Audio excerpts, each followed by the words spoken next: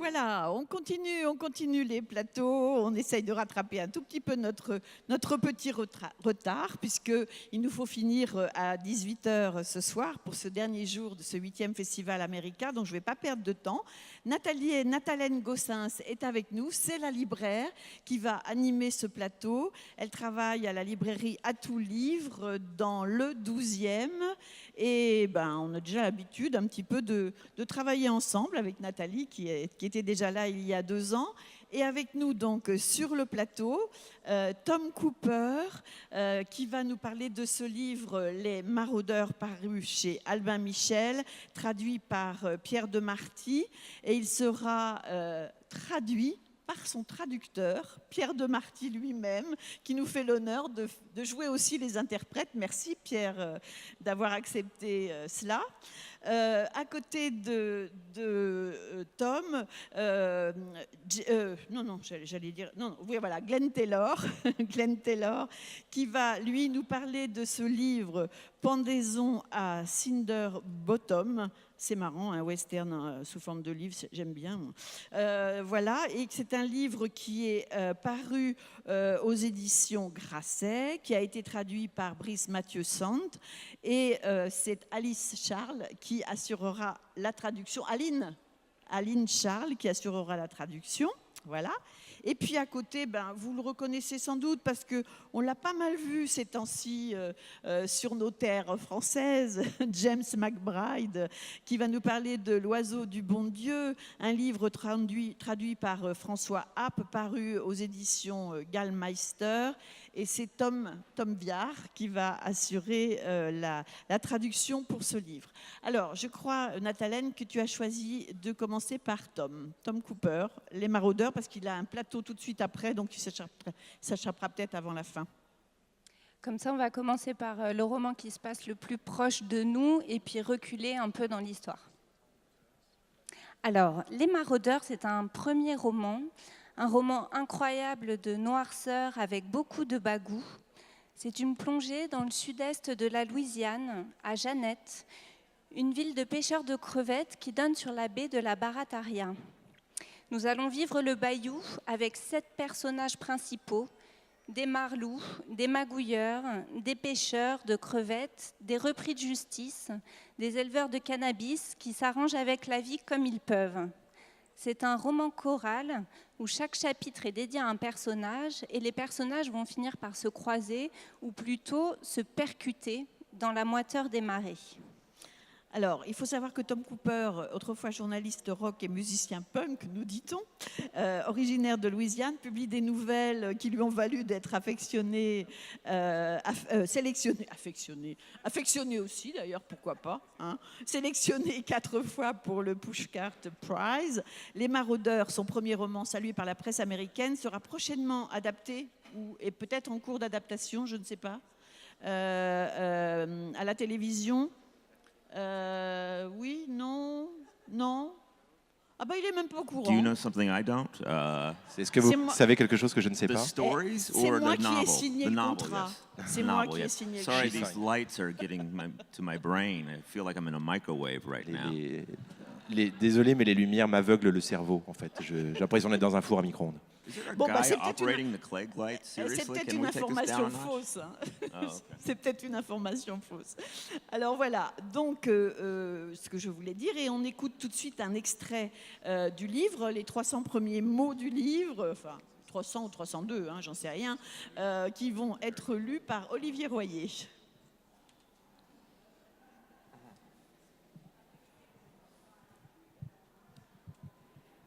Ils surgirent des entrailles ténébreuses du bayou comme des spectres. D'abord, une lueur fantomatique dans le brouillard, puis le vrombissement d'un moteur. Un hors-bord en aluminium fusant sur la laque noire de l'eau. De loin, on aurait dit que les 2 silhouettes étaient accolées, telles des frères siamois. À mesure que le bateau se rapprochait, ils se scindèrent en 2 corps distincts dans la lumière des projecteurs grouillantes de phalène. L'un se tenait à l'avant du bateau, l'autre à l'arrière. Les jumeaux Reginald et Victor Toup. quand ils étaient petits, même leur mère avait du mal à les distinguer. Il y avait de cela longtemps, la moitié de leur vie. Et depuis, leur mère était morte. Une balle dans la tempe, dans une chambre de Roosevelt Hotel à la Nouvelle-Orléans, avant que leur père ne retourne son arme contre lui. Ce soir-là, il fendait l'eau sous une lune aux 3/4 pleine. 13 kilos de cannabis dissimulés sous une bâche dans la cale aux appâts. Reginald était au poste de pilotage et Victor accroupi à la proue, scrutant le bayou avec ses jumelles de vision nocturne. Ils avaient accompli ce parcours tant de fois qu'ils en savaient plus sur les marées que n'importe quelle carte. On ne croisait presque jamais personne dans les parages. Pas après la tombée de la nuit, pas aussi loin et pas en dehors de la saison de la pêche à la crevette. Ce qui était précisément le but, bien entendu. Victor perçut du coin de l'œil un mouvement furtif devant eux. Sur un îlot, à un peu moins d'1 kilomètre de distance, une petite lumière vacillante frémit comme un feu follet, puis disparut. Victor leva une main. Reginald coupa le moteur et éteignit les phares. Ils se retrouvèrent plongés dans l'obscurité, sous le clair de lune étale à la surface de l'eau, dans un silence que seul venait troubler le chœur des insectes et des grenouilles et le clapotis des vagues contre la coque. Merci beaucoup. Voilà, nous venons de faire... Merci. Nous venons de faire connaissance avec les frères Toupe, deux personnages d'une galerie de personnages que l'on va découvrir dans ce livre. Il faut dire que nous sommes dans la Louisiane de 2010, celle qui a été frappée par Katrina en 2005, et puis par la marée noire juste quelques mois avant que l'histoire se passe. Et la catastrophe écologique rend encore plus difficile la vie des pêcheurs locaux qui n'étaient déjà pas très florissantes. British Petroleum, qui était responsable de la catastrophe, va dans le roman et en vrai mandater des personnes pour essayer de négocier à l'amiable avec les gens qui veulent engager des poursuites judiciaires. C'est comme ça qu'on rencontre Brady Grimes, souffre-douleur à l'école quand il était petit, qui va là aller visiter tous les habitants de la région pour essayer d'acheter leur signature. Il se fait accueillir par des injures, parfois même par des verres d'urine qui lui sont lancés à la figure, parce qu'en général, les gens refusent ces aménagements. Qu'est-ce qui porte encore les personnages de ce roman qui refusent l'échec ? Est-ce que c'est une rage ultime face à l'injustice ? Est-ce que c'est la dignité ? Est-ce que c'est un réflexe de désespoir ?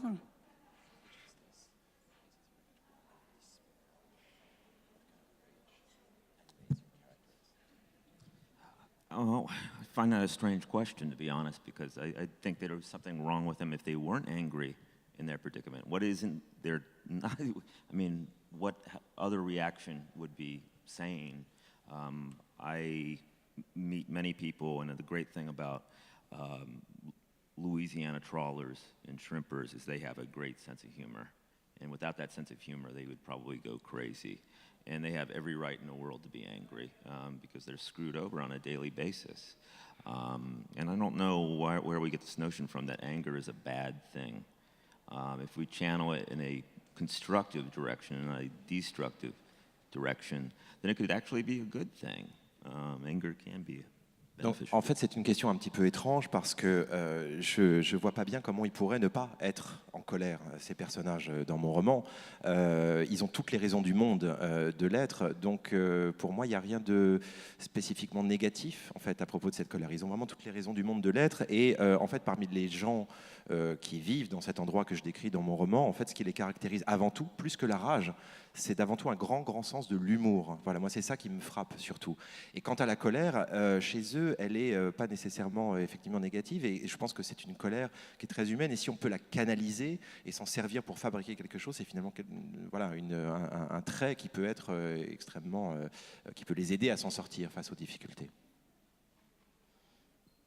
Alors, vous n'êtes pas toujours très tendre avec vos personnages que la vie n'a pas épargnés. Par exemple, on croise Lindquist, qui est un pêcheur de crevettes. Il est manchot, il a une prothèse pour son bras manquant.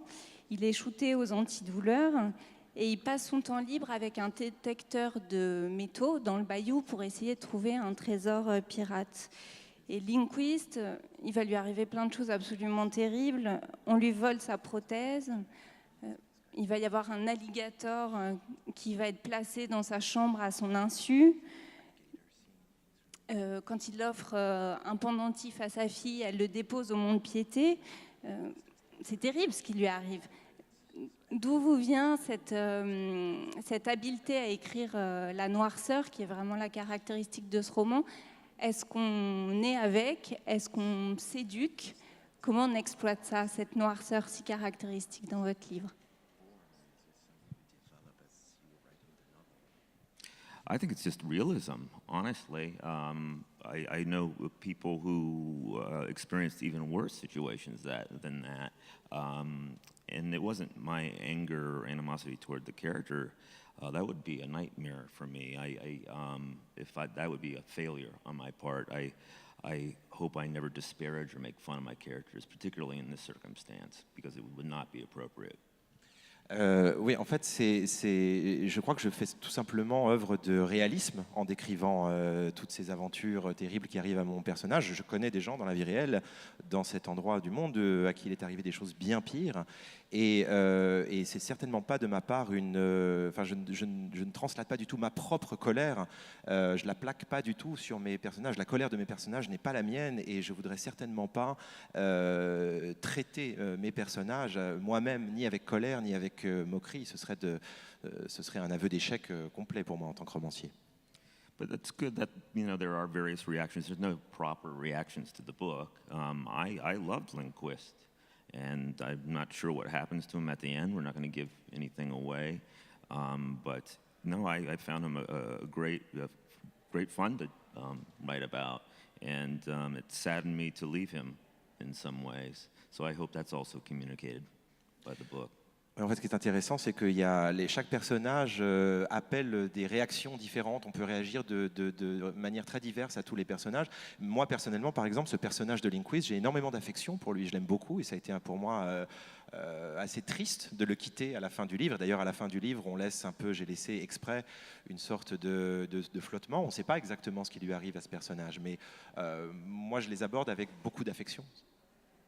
Alors, est-ce qu'il est juste de dire que vous avez voulu faire un roman réaliste dans ces cas-là, par rapport à ce que vous dites?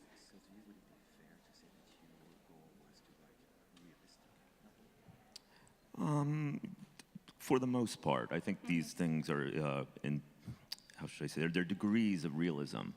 And I would say that my fiction is somewhat hyperbolic at times. The great short story writer, George Saunders, his stories are very distinctive and surreal, and he said that he amplifies reality 10%. That's how he comes out with these outlandish situations. So I wouldn't compare myself to him by any means, but I do think that I amplify certain things that I read about or I encounter in real life. So there is a slight degree of exaggeration. On peut dire dans une certaine manière effectivement que mon roman est réaliste, mais il faut préciser qu'il y a des degrés dans la réalité et dans le réalisme. Et je songe notamment à un grand écrivain de nouvelles qui s'appelle George Saunders, qui dit souvent qui écrit aussi des nouvelles comme ça, très spécifiques, dans des situations assez particulières, assez extraordinaires. Et il dit tout le temps, enfin, je ne fais jamais qu'amplifier le réel de 10%. Et sans vouloir me comparer en aucun cas à lui, je dirais que je fais la même chose. Moi, mon écriture est assez hyperbolique par moments, mais la base, c'est la réalité, et je ne fais que appuyer, forcer un petit peu le trait et amplifier certaines choses de cette réalité. Il y a un personnage qui est très très émouvant et qui illustre tout à fait les nuances dont vous parlez, avec lesquelles vous traitez vos personnages. C'est le fils Trench, Wes, qui au départ est englué dans une relation très tendue avec son père. Son père devenu assez tyrannique depuis qu'il a perdu sa femme dans l'ouragan de Katrina, et leur relation qui semble quasiment impossible va réussir à évoluer. Et West nous apporte un bel espoir dans ce roman. On a justement beaucoup d'attachement à ce texte-là. On s'attache énormément à vos personnages. Est-ce que Wes est différent des autres parce qu'il est porteur d'espoir? I think so. I think that's a good question. He's a counterpoint to his father in a way.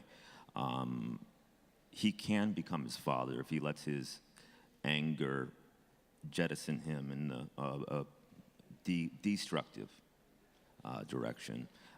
Or he can go the other way and try to make good of the situation, as horrible as it is. So he has and I didn't think about it in these terms when I'm writing, it's just a character. I'm like, okay, well, I'm going to put this character against another. I don't write like that. But in retrospect, I see him as a kind of leavening presence in the book. He is not a good guy. I don't believe in all that stuff, but he's certainly a more positive character compared with the others.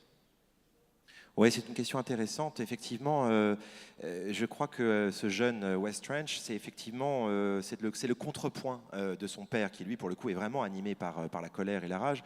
Et en fait, dans le roman, Wes, il a deux options. Il est un peu à la croisée des chemins de deux choses l'une. Soit il suit le chemin de son père et il devient son père en adoptant la même colère et il plonge dans ce même tunnel de rage. Ou bien il décide, même si la situation est absolument atroce, d'en faire le meilleur usage possible et de s'en sortir. Voilà. Alors, évidemment, tout ça, moi, au moment d'écrire le livre, j'y pense pas. Je suis pas là à me dire, alors je vais placer tel personnage face à tel autre et créer cette dynamique. Mais rétrospectivement, effectivement, je m'aperçois que... Alors, je suis pas en train de dire que Wes est un type bien par rapport aux autres. Je crois pas du tout à ce genre de catégorie. Mais en tout cas, c'est certainement une présence dans le livre qui équilibre un petit peu les choses. Une présence qui crée un équilibre. Puis, Wes, il est jeune, il est en devenir, donc il est en train il est jeune, donc il y a aussi cette jeunesse qui compte dans... Et puis sa relation avec Gus, elle est très chouette, quoi. C'est une relation de tendresse, un père comment on dit, de substitution. Je trouve plus mon mot, merci. Alors, vous l'aurez compris, dans ce roman, il y a énormément de choses. C'est un roman d'ambiance, c'est un roman noir. Les personnages sont extrêmement complexes, à la fois perdus dans la vie et en même temps qui ont toujours des sursauts d'énergie et d'inventivité. Et c'est porté par un grand sens de l'humour. Il y a notamment les blagues de Lindquist qui sont absolument extraordinaires. On aurait bien aimé avoir le temps que vous nous donniez quelques petits extraits de ces blagues. Ça doit être quelque chose de passer une soirée avec vous, Tom Cooper. Je crois qu'on va s'arrêter là. À moins qu'il ait vraiment envie de nous en raconter une. Hein. Elles sont en tout cas vraiment... Elles sont basées sur des jeux de mots, très souvent. Et du coup, on imagine bien quel calvaire cela a pu être pour le traducteur qui est là aujourd'hui, pour réussir à les transmettre et à ce que nous rions aussi en français. There are a few, though, we could use a laugh, right? Especially it's so hot in here and I feel like I'm melting. I'm sorry, I must look miserable. But I feel like a fucking baked potato right now. If popcorn starts popping out of my chest, on va peut-être faire une petite parenthèse humoristique, on va se le permettre parce qu'il fait tellement chaud, je suis vraiment désolé, je dois avoir l'air d'une épave. Je me fais l'effet d'une putain de patate chaude là sous ces lampions. Donc on peut égayer un petit peu la chose. Why don't blind men skydive? Blind men skydive. Pourquoi, donc c'est une blague, hein, je vais faire ce que je peux. Hein. Pourquoi les aveugles ne font-ils pas du saut en chute libre? Because it scares the shit out of the dog. Parce que ça fout la pétoche au klebs. Merci, on en aura une.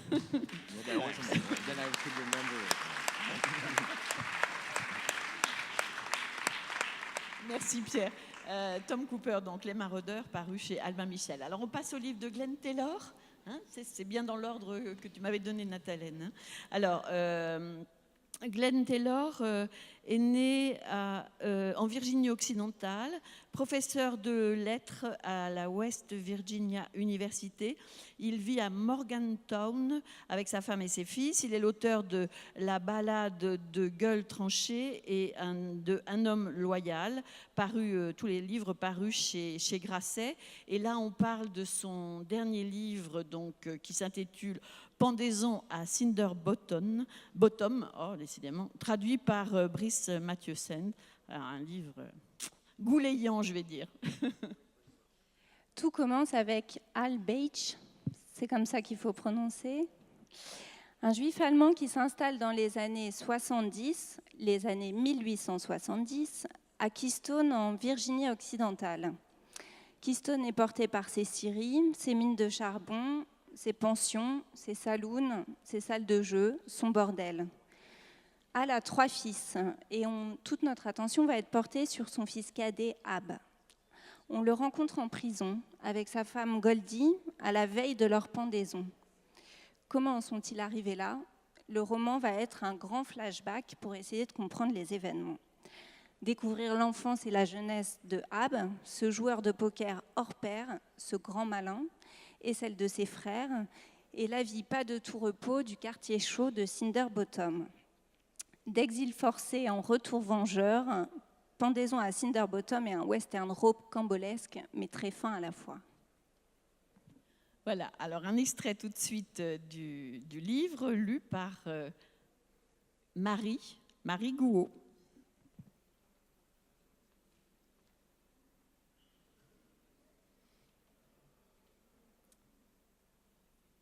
Leur jour était venu, 21 août 1910.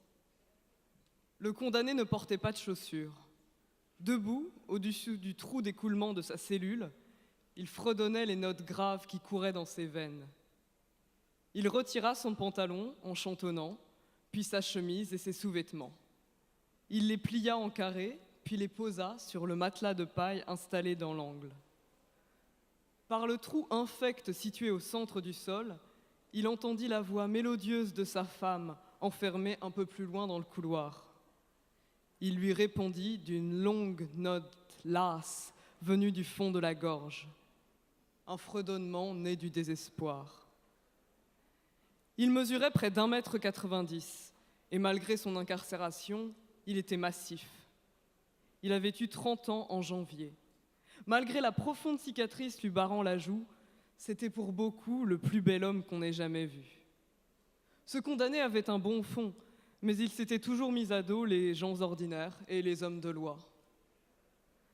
La lumière entrant par la fenêtre à barreaux éclairait la moitié inférieure de son corps. Ses pieds étaient blêmes et son pénis, d'habitude une longue saucisse aux proportions considérables, était ce matin-là recroquevillé. La voix de sa femme enfla. Il réussit presque à la voir, et pour son pénis fripé, il fredonna une mélodie de charmeur de serpent tirée d'un numéro de danseuse lubrique. Les plis disparurent sur son pénis, qui redevint long et incurvé. Le condamné imagina alors que son organe s'allongeait encore, s'enfonçait dans le trou d'évacuation jusqu'à la cellule de sa femme pour lui chuchoter. Garde ton calme. Cette pensée le fit sourire. Plus loin dans le couloir, la condamnée fredonna avec lui. Quand la voix de l'homme enfla, celle de sa femme l'imita. Quand il fredonna si bas qu'elle ne réussit plus à l'entendre, elle chantonna quelque chose comme « Il a un trou dans le pantalon, là où danse punaise et morpion. » C'était cette même mélodie de charmeur de serpent que l'orchestre de l'Alhambra avait joué 7 ans plus tôt, le soir où le condamné avait fui la ville, le soir où un magicien célèbre avait fait léviter une femme sur la scène de l'Alhambra pendant que les musiciens malmenaient leurs instruments. Les airs qu'ils se fredonnaient dans le couloir et par les trous d'évacuation avaient un sens bien précis. Ils avaient mis au point un système codé. La condamnée apprit ainsi que les gardes du matin étaient arrivés et qu'elle devait maintenant mettre ses beaux vêtements. Elle retira son jupon en chantant, elle retira sa culotte bouffante, Elle plia ensuite ses vêtements en carré et les posa sur le matelas de paille installé dans l'angle. Merci. Merci Marie. Des livreurs et de la Sorbonne sonore. Voilà, on a fait la connaissance des deux principaux, on va dire, personnages de ce livre à la veille, enfin, très peu de temps avant leur pendaison. Et ils vont très bien, hein, je trouve. Ils ont l'air de très bien aller. Alors, avant de commencer dans ce roman, il y a une petite note où vous nous expliquez un petit peu votre attachement pour le comté de McDowell et votre envie de raconter son histoire. Parce que vous dites qu'il souffre de préjugés. Alors en France, on ne connaît pas trop cette région-là. Est-ce que vous pouvez nous dire pourquoi vous y êtes particulièrement attaché et quelles traces de l'époque il reste encore à Keystone aujourd'hui? Yes, well, first, the name Baach, which you have mentioned, B-A-A-C-H. Alors, le nom que vous avez mentionné, Baach, B-A-A-C-H, This is the name of my wife, Margaret's great-great-grandfather. c'est le nom de l'arrière-arrière-grand-père de ma femme.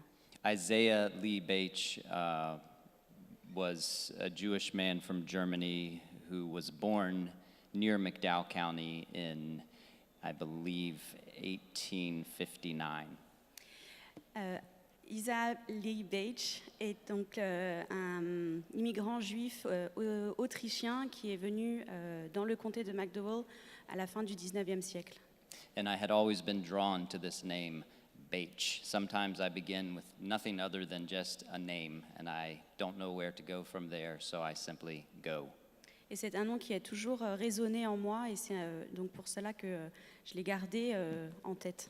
But as for the place itself, Keystone in McDowell County, in particular the red light district called Cinder Bottom, Et pour ce qui est de Keystone, et en particulier le quartier un peu chaud qui s'appelle Cinder Bottom, by 1910, believe it or not, it had a nationwide reputation due to its many, many saloons and whorehouses or brothels, houses of ill fame, we might call them. dans les années 1910, Keystone était réputé pour tous ses saloons et aussi ses bordels et les quartiers chauds. And of particular note is that McDowell County is situated at the very bottom of the state of West Virginia. And of course, at one point, before the Civil War, it was part of Virginia.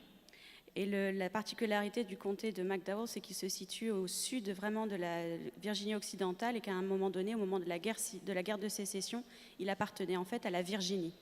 And because the population in Keystone was very heavily immigrant, and to a lesser extent, per capita, there was a large Jewish population and certainly a very large African American population. Et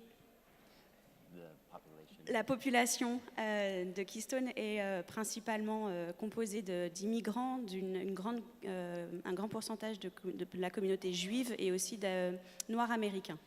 So that in 1912, an anonymous writer from Virginia published a propagandistic pamphlet called Keystone, West Virginia, the Sodom and Gomorrah of today. Et donc en 1912, un essayiste de Virginie a écrit un pamphlet qui s'appelle Keystone, Virginie occidentale, le nouveau Sodome et Gomorrhe. For all of the reasons that he despised this place, I, of course, loved it and wanted to explore it as much as I could. Et pour toutes les raisons pour lesquelles cet homme détestait Keystone, moi je les adore et je voulais les exploiter. Alors, il y a les personnages principaux et puis j'ai envie de commencer par les personnages secondaires parce que dans le paysage de ce livre-là, il y a des olibrius pas possibles qu'on va croiser. Il y a un fou qui annonce une comète, un magicien de music hall et son assistante chypriote, un homme de main écossais qui est un ancien champion de lutte qui, pour gagner de l'argent de poche, plie les clous et déchire les paquets de cartes, un chinois marionnettiste charpentier, un producteur de théâtre fabricant de poudre et son singe. D'où sortent tous ces olibrius? Et comment vous êtes imprégné de l'univers du poker qui marque complètement ce roman. Much of this was discovered through actually the reading of other books. Tout cela vient de la lecture d'autres romans, en fait. 40 Years a Gambler on the Mississippi by George Duval. George Duval, 40 ans de jeu sur le Mississippi. There's a book by a famous magician in the States whose name escapes me, but its title was Learned Pigs and Fireproof Women. Et, et aussi un livre écrit par un magicien dont j'ai oublié le nom qui s'appelle Les cochons intelligents Fireproof Women. et les femmes inflammables, Of course. bien sûr. And so I also read books like The Big Con or James McManus's Cowboy's Fool. These are stories about the history of poker and in more particular card sharps and con men. Et j'ai lu aussi d'autres romans, notamment sur tout ce qui est le jeu des cartes et de la triche. Likely, I was also influenced by being allowed to watch films like The Sting at a much too early of an age. Et j'ai aussi pu avoir la chance de regarder des films comme L'Arnaque à un très jeune âge. Alors, bien sûr, vous l'aurez compris dès le titre, hein, ce livre appartient au genre du western. On a énormément de choses de la typologie du western qu'on retrouve dans cette ville. Et puis, il y a une scène absolument extraordinaire où Abe est forcé à l'exil et il revient. Personne ne l'attend et il arrive en ville pour venger son frère. Parce que la fratrie est très importante dans cette histoire. Et finalement, le lien entre les frères est le lien quasiment essentiel du livre. Pourquoi vous avez voulu que ce soit ces frères-là qui marquent en premier le roman et qui soient les vecteurs de l'intrigue? I suspect that this is likely an unanswerable question at its root, but I might have a good guess as to why. J'ai l'impression que c'est une question trop difficile à répondre, mais je vais essayer quand même. It is because, though I have no brothers myself, I have 3 sons. Et bien que je n'ai pas de frères, j'ai 3 fils. And nothing fascinates me more in this life than watching them and the bond that they continuously form as they get older and older. Et il n'y a rien qui me fascine plus que de voir le lien qu'ils établissent entre eux au fur et à mesure des années. I find that perhaps it is one of the strongest bonds that I personally have encountered between human beings. C'est probablement le lien le plus fort que j'ai pu rencontrer entre 2 êtres humains. Merci. Peut-être souligner, Maët, avant qu'on n'ait plus le temps, que cette intrigue est une intrigue à tiroir. Le piège est piégé dans un piège, donc le lecteur est sans cesse secoué, retombe sur ses pieds, et à la fin du roman, la boucle est bouclée. On ne peut pas trop en révéler sur cette pendaison, à part que le final est absolument grandiose, et que c'est un livre qui se termine bien. Et ça fait du bien, c'est rare. Vous aviez envie d'un livre qui se termine bien, où l'amour triomphe? Yes, I think that my last novel was too serious, and I am here to entertain the people and to instruct, but first and foremost, perhaps, to entertain. So yes. Oui, je voulais un livre qui se termine bien, puisque le livre précédent était un peu plus sombre, et je suis là pour amuser et instruire, mais surtout amuser. I'm happy if I make you cry, but I would much rather make you laugh. Je suis contente de vous faire pleurer, mais je préfère vous faire rire. And this is why my favorite line from the New York Times review of the novel was 3 words. Et c'est pour ça que la critique du New York Times sur le roman est très importante pour moi. Also, fart jokes. Aussi, virgule, des blagues de paix. Non, c'est un livre jubilatoire. Alors, bon, vous avez compris, il se termine bien et pourtant il s'intitule Pendaison à Cinder Bottom. C'est comme ça. C'est un roman donc, de Glenn Taylor qui est paru aux éditions Grasset. Et merci à Aline Lynn Charles, c'est ça, qui a assuré la traduction. Alors maintenant, on en vient au livre de James McBride, L'oiseau du bon Dieu, paru aux éditions Gallmeister. Alors, on va d'abord, peut-être avant de planter le décor, rappeler que James McBride est écrivain, scénariste, compositeur et musicien de jazz. Moi, je trouve quand même que c'est pas normal qu'il y en ait qui cumulent autant de talents quand même, hein. Enfin bon. Il a publié son premier livre en 1995, La couleur d'une mer, un livre qui a connu un succès retentissant aux États-Unis et qui est devenu un classique. Je crois qu'il a été vendu à plus de 2 millions d'exemplaires. Et depuis, il ne cesse de faire dialoguer littérature et musique. Troisième livre édité en France, le premier chez Nil, La couleur de l'eau, en 2003, je crois. Miracle à Santa Anna Totem, paru en 2015 chez Gallmeister. Donc, on parle aujourd'hui de celui-ci dont vous avez déjà beaucoup entendu parler parce qu'on en a beaucoup parlé dans la presse et un petit peu partout. L'oiseau du bon Dieu, donc traduit par François App. On en dit un mot avant de découvrir un extrait ?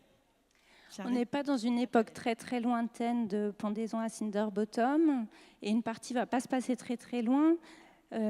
Cette épopée va quand même nous faire traverser les États-Unis au milieu du 19e siècle, le Kansas, le Missouri, le Maryland, la Virginie, en passant par Boston, Philadelphie, New York, en suivant la croisade folle de John Brown, abolitionniste blanc illuminé, qui, avec ses fils, quelques mercenaires, 3 fusils et une Bible, entreprend de libérer les esclaves noirs des États du Sud.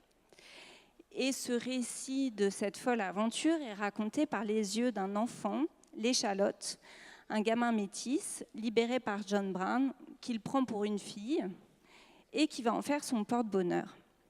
C'est un roman avec une langue très gouailleuse, avec un rythme endiablé, picaresque et émouvant aussi, dont on va entendre quelques mots, je crois. Voilà, on entend le début. Je suppose que c'est le début à la rencontre du Seigneur.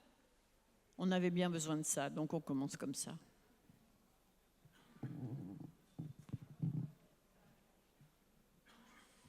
Et j'ai pas dit le nom de notre liseuse à haute voix, à voix haute.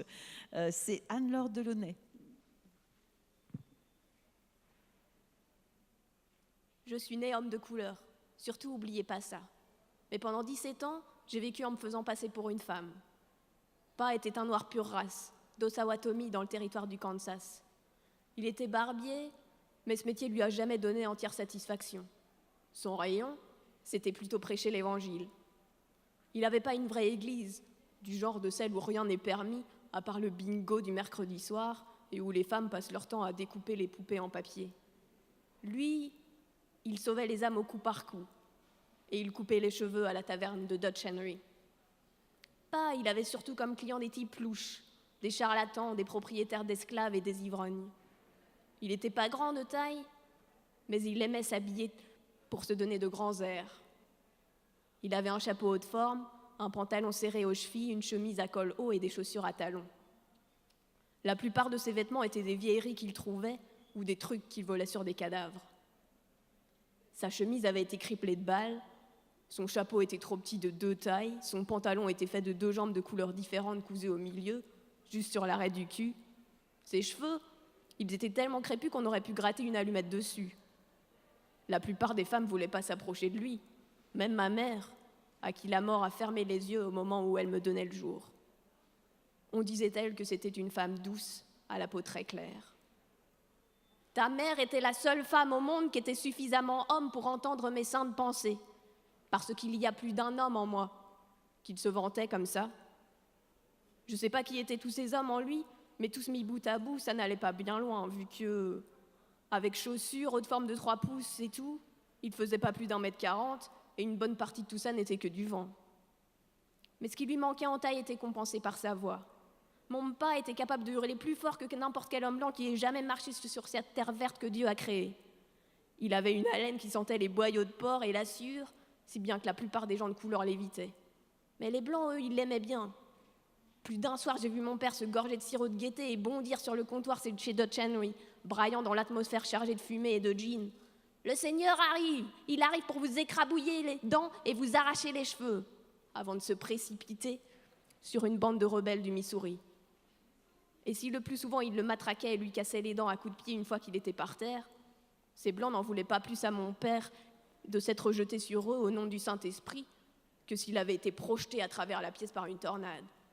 Car l'esprit du Rédempteur qui a versé son sang, c'était pas de la plaisanterie en ce temps-là dans la prairie. Et le pionnier blanc ordinaire, il n'était pas insensible à la notion. Merci Anne-Laure. James McBride, si John Brown est sûrement célèbre aux États-Unis, on le connaît mal en France. Pourquoi vous avez eu envie de le remettre au goût du jour et pourquoi à travers les mots et le regard d'un enfant? Je sais pas. Dans ma vie, le vieux noir, il a connu l'histoire de John Brown. C'est une chanson. Mais dans le passé, les chansons, les paroles, ils étaient changées. Mais le vieux noir, il dit John Brown's body lies a molding in the grave, he is vested out there. Mais les blancs, ou quelqu'un a changé le mot, on dit Mine eyes have seen the glory of the coming of the Lord. Parce qu'aux États-Unis, ils mettent le Dieu partout. Si on fait quelque chose de mauvais, on dit méchant, bon, c'est le Dieu m'a dit que. Mais alors, j'ai eu cette histoire, j'ai dit que c'est intéressant, et bon, dans cette période, les gens ils ont cru qu'il était fou, il était crazy. Et donc, j'ai découvert qu'il était un homme il était un homme qui avait raison, et il était un homme qui, je me respecte, comment dit-on? I respect him. Que je respecte. Oh, pourquoi parce que la naissance des enfants, ça marche de temps en temps dans un livre. Il y a des livres qui, enfin, il y a des auteurs qui utilisaient la naissance des enfants trop. Mais dans cette instance, j'ai cru que c'est meilleur parce que s'il était un garçon, qui tout le monde croit qu'il était une femme ou une fille, c'est la chance, c'est l'opportunité d'être amoureuse, to be funny. D'être drôle, et c'est ça. Et en plus, la naïveté de cet enfant résonne très bien avec le caractère de John Brown, qui croit qu'il peut changer le monde seul et qui a une confiance en son Dieu et en sa croisade absolument extraordinaire. Il est sûr qu'un à un, il va pouvoir libérer presque seul tous les esclaves du Sud. Il a un côté enfant aussi. Mais en fait, John Brown, il a réussi. Parce qu'on parle de lui aujourd'hui. Les gens qui détestent, personne ne vous parle de choses qu'il fait.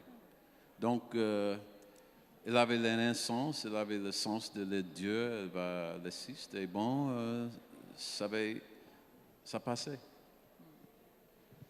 On croise aussi dans votre roman d'autres figures marquantes de l'histoire. Frédéric Douglass, Harriet Tubman, dont j'ai entendu qu'elle allait bientôt peut-être figurer sur le billet de $20. C'est vrai ça? Harriet Tubman? Oui. Ouais, bon, Harriet Tubman, il faut que vous expliquiez parce que tout le monde, parce que... Allez-y. Wow. Bon, Harriet Tubman, c'était un espion. Elle a libéré les esclaves, elle était une femme. Et maintenant, il discute, elle discute que peut-être elle va être sur l'argent. Et bon, si vous êtes sur l'argent aux États-Unis, ça c'est... Parce que ça c'est la culture, hein? C'est comme du vin ou bien... Bon, l'histoire aux États-Unis, ici, je vais vous dire la vérité. Si le blanc dit « il se passe », il se passe. Si le noir dit « il se passe », ça c'est la fiction. Bon, j'ai dit peut-être si je mets Frederick Douglass ou bien Harriet Tubman dans les livres, peut-être il y en a qui va savoir leur histoire. Donc c'est grâce à vous qu'elle va être sur le billet de $20. Oui, j'espère que moi aussi. Non, j'espère que je gagne beaucoup de notes avec la... Moi, je suis pas préjudice contre Abraham Lincoln, George Washington. J'aime tout qui sont l'argent. Donc, si elle est là, ça va. L'Oiseau du bon Dieu, c'est un roman picaresque qui est tout le temps bruyant, beaucoup en mouvement, où il se passe énormément de choses. Et pourtant, il y a un moment de silence total dans le livre, un moment de tension et d'émotion. Un petit clin d'œil à l'autre roman, une scène de pendaison de 9 noirs pour tentative d'insurrection. Et on assiste à la mort héroïque, notamment d'une femme, de Sibonia. Et cette scène, elle résonne vraiment par son silence. Vous avez eu conscience de la démarquer par ça? D'un coup, tout s'arrête.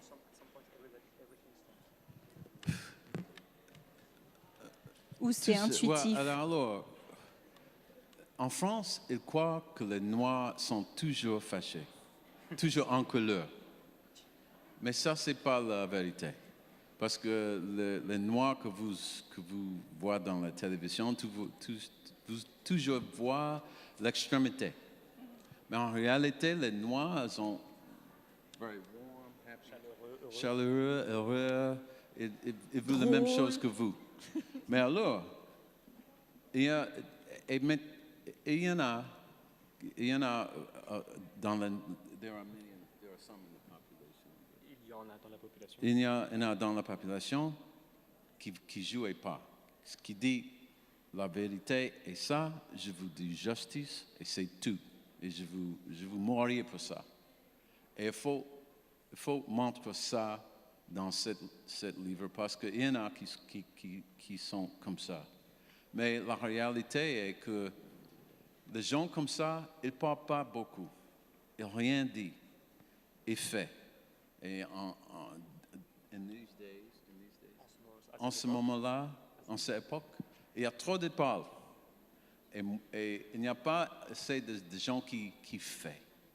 Et bon, il faut montrer quelqu'un qui dans sa vie, elle a fait. Et bon, ça c'est en vrai, ça c'est vraiment passé. Mais moi, si j'étais là, je n'ai pas le courage comme ça, comme cette femme.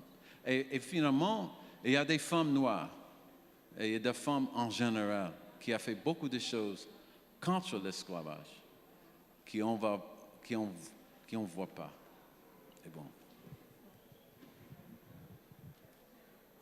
Dernière question. Oui, une dernière question. Vous le dites au début, mais John Brown, il n'est pas porté par la colère. Enfin, on sent surtout qu'il est porté par Dieu, en fait, et par la Bible. Et la religion, elle est très présente, mais un peu comme une foi magique, avec des prières sans queue ni tête, des versets ébouriffants. C'est une image de la religion, un peu comme si c'était un gris-gris, réconfortant, mais pas très utile.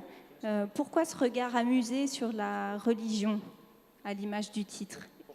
Ce regard amusé sur la religion, et quel lien vous entretenez, vous, avec la foi? Les gens qui utilisaient la religion pour tuer les autres,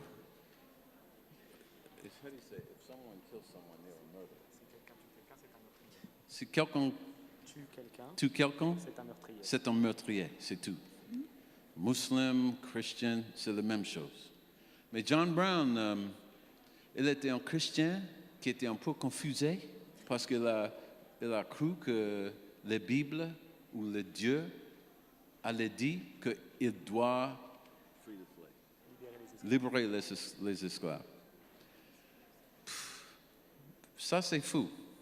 Mais il faut que je dise qu'il n'était pas un terroriste. Il ne tuait pas les enfants, il ne fait pas ça. Il a cru quelque chose, il était gentil, il était gentil, doux. Moi, je suis religieuse, mais pas comme les gens qui aux États-Unis, qui disent le Dieu, God bless America, kill everyone. Non, les gens qui sont religieux sont les gens qui vous montrent comment on vit avec l'amour, avec l'exemple d'être bon, gentil, doux. Ça, c'était John Brown. Il était forcé d'être comme ça parce que les Blancs aux États-Unis, même aujourd'hui, ils ne peuvent pas entendre. Donc, il a force d'entendre. Mais ça marche, mais ça coûte 250 ans pour ça. Martin Luther King, par exemple, ça marche immédiatement. La non-violence, ça marche immédiatement. Parce que ça pousse le bouton de moralité. Et ça, c'est instant. Mais si on peut les bouler, les violences, ça pousse le bouton 300 années dans l'avenir. Mais quand on fait la non-violence, ça pousse le bouton instantanément. Et ça, c'est la différence. Alors pourquoi, si vous voulez savoir pourquoi ce livre s'intitule L'oiseau du bon Dieu, c'est indiqué, c'est expliqué à un moment dans le livre. Bon, je ne vous le dirai pas, je vous laisse le lire. C'est donc un livre qui a été traduit par François Happ. Moi, je trouve que c'est vraiment très sympa de nous répondre en français, James. C'est sûrement un gros effort et on l'apprécie beaucoup. Merci. Merci.